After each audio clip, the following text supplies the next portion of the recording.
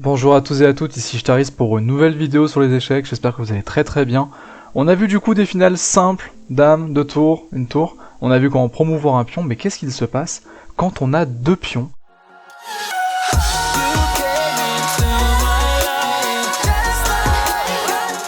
Deux pions, ça veut dire quoi? Ça veut dire soit des pions qui sont doublés, c'est le cas qu'on va voir ici en premier lieu, donc des pions doublés au centre, des pions doublés sur la rangée, sur les colonnes G et B, donc les colonnes cavaliers. On va voir qu'il y a un petit cas que j'ai pas traité dans le promouvoir son pion seul, que je vais un peu plus expliciter dans le cas du coup des pions cavaliers doublés.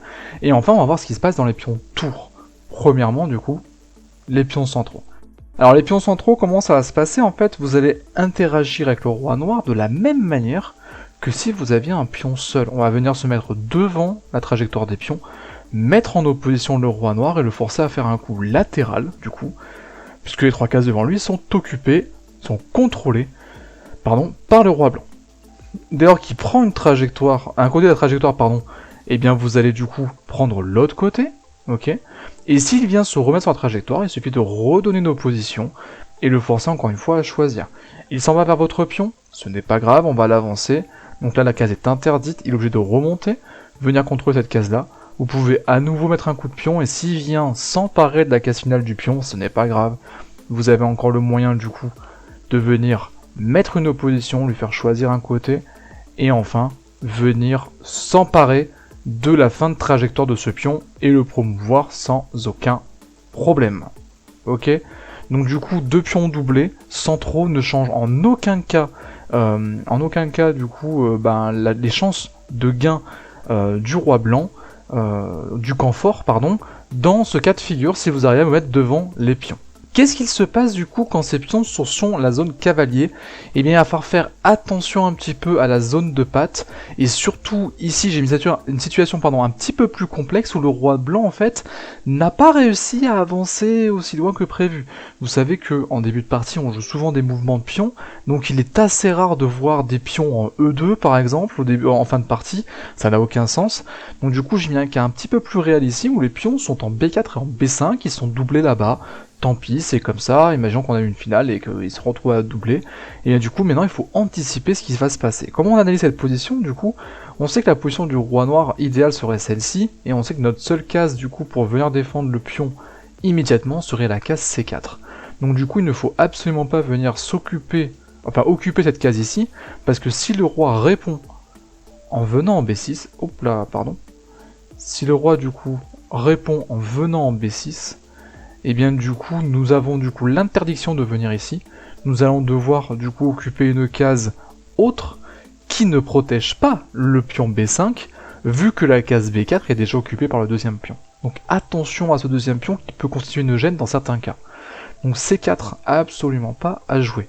On va venir du coup occuper la case C3 au préalable, et si le roi noir vient porter une attaque du coup sur B6, on va venir du coup en C4 appuyer le pion, et ensuite la situation, vous allez voir comment elle se résout, il suffit de continuer cette position du coup contre l'ordinateur, et c'est ce qu'on va faire immédiatement. Donc on s'est mis contre l'ordinateur a un niveau 3200, donc c'est un Magnus Carlsen que j'ai en face, ou un MVL, donc du coup c'est une grosse pointure, c'est un mec qui chose du 49, et vous allez du coup balancer votre roi en C3, parce qu'en C4 on a vu que c'était perdant. Là le roi noir tient ce qu'on appelle une opposition à distance, ok, donc c'est comme si on était en position directe avec une case d'écart. Et vous allez continuer à avancer du coup par ici. Le roi en fait ne peut pas venir ici vous mettre une opposition de contact, parce que si vous revenez ensuite en C4, il ne peut pas venir perdurer l'opposition en C6, il va être obligé de reculer, et vous pourrez du coup avancer. Donc ici il vient attaquer en B6 le pion B5, on vient le défendre, on va pas le céder aussi facilement, c'est quand même dommage. On avance en C5, et là du coup le roi vient prendre la position ici en B7. On avance B6, qui est le seul coup qui nous reste en vérité, roi A6 qui vient ici, et là on va être obligé du coup de venir sacrifier notre pion B7, parce que si on vient là, vous avez une position de patte, mettez pause, vous verrez que le roi noir n'a plus aucune case de disponible. On balance le pion en B7 du coup en sacrifiant, et on va venir ensuite mettre une opposition ici, qui du coup me permet d'empêcher le roi de, qui a obligé le roi à sortir une direction dans le problème ici. Voilà, donc là le roi vient à la rencontre du pion, on pousse le pion ici, Vous avez le roi A7 qui bouge, et on va ensuite du coup ici proposer une opposition, le roi ne peut pas revenir, et là du coup il n'y a plus qu'à revenir devant le pion, et on se met dans la même position que ce qu'on avait vu pour promouvoir un pion du coup seul, sauf que là il y a un cas qui se présente, c'est que ici vous allez pouvoir venir en fait en A6, et le roi du coup va devoir choisir l'autre côté, on avance le pion, là on vient interdire la case finale, et donc le pion peut être promu. Voilà. Bon, après la fin de la finale, vous l'avez dans la vidéo sur les finales roi-dame contre roi seul, donc j'arrête là. Voici du coup ce qu'il était pour deux pions cavaliers doublés. Maintenant ce qu'on va voir, c'est quand ces deux pions sont quelque part, soit sur une colonne cavalier, soit sur une colonne centrale, mais quand le deuxième pion en fait a atteint la rangée 5. Et vous allez voir, c'est pas le même topo ici. Donc quand le roi a atteint quand le deuxième pion a atteint la rangée 5, quel que soit du coup à qui de jouer, vous ne pourrez pas l'emporter.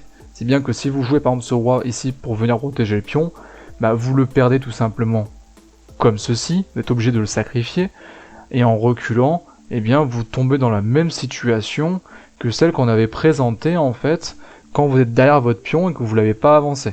Souvenez-vous, cette position du coup que j'avais maintes et maintes fois présentée dans la vidéo sur promouvoir un pion.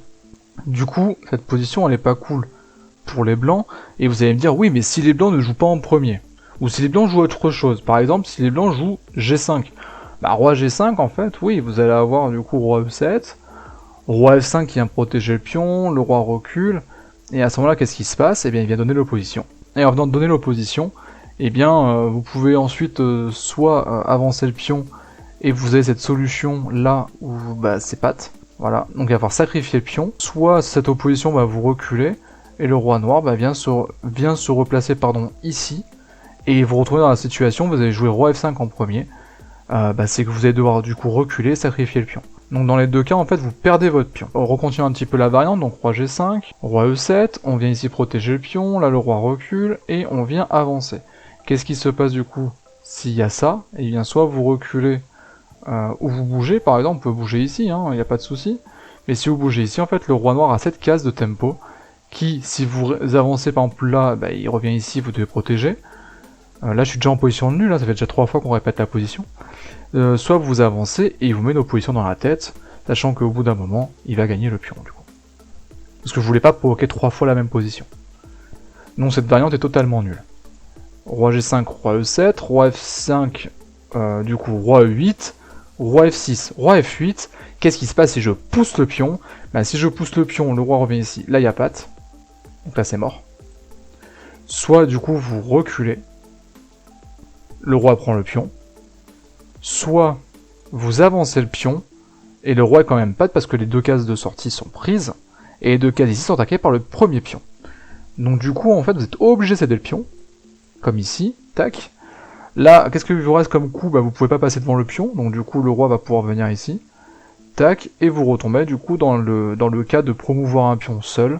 Cette opposition en fait est infernale, vous pouvez pas vous en défaire. Et donc du coup, bah, à chaque fois, le roi noir va vous empêcher de passer devant le pion.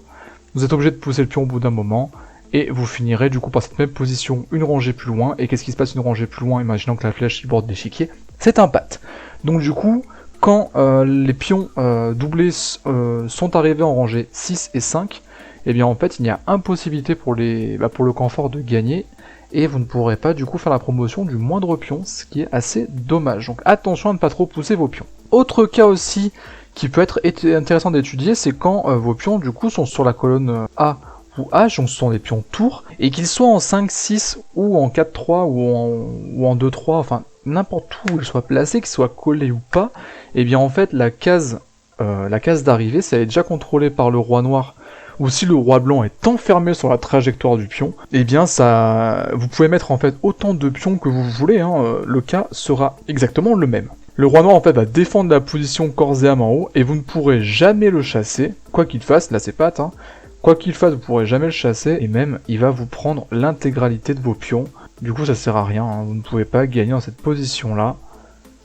Impossibilité de gagner à chaque fois, quel que soit le nombre de pions, et bien vous devrez du coup lâcher le premier pion pour utiliser le suivant et pas avoir patte, garder une chance de gain, mais malheureusement vous ne pouvez pas du coup arriver à un gain dans ce genre de partie. Voici du coup ce qu'il en était pour les pions doublés. En conclusion, pour les pions doublés, si vous avez 2 pions doublés, ça revient exactement au même cas qu'un pion simple si vous arrivez à vous mettre devant le pion.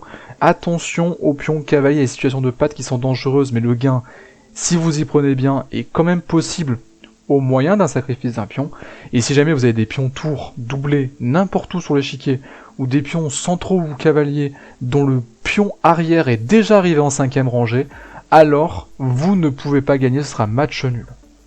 Et voilà, c'est terminé pour aujourd'hui, j'espère que ça vous aura plu, ces cas pratiques de finale avec 2 pions, donc ici ils étaient doublés. La prochaine fois on verra un petit peu comment ils sont quand ils sont isolés, parce que quand ils sont liés l'un à l'autre c'est facile, mais quand ils sont doublés comme ici, bah, c'est un peu plus tricky. Et quand ils sont isolés, donc quand ils sont pas juste à poser mais avec une colonne d'écart, bah, vous allez voir qu'il y a des petites spécificités qui s'appliquent et que bah, le gain est peut-être un petit peu plus dur à voir. Et quand ils sont isolés mais de plus d'une colonne, et on va voir qu'il y a aussi là des petites spécificités. Dans tous les cas, j'espère que les pions doublés dans une finale de pions, vous saurez maintenant les gérer, et que les 3 finales que je vous ai présentées ici, vous saurez tirer le meilleur parti de votre finale, que vous soyez le camp fort ou le camp faible. Sur ce, je vous souhaite de bonnes parties, et on se retrouve la prochaine fois pour une nouvelle vidéo sur une nouvelle finale.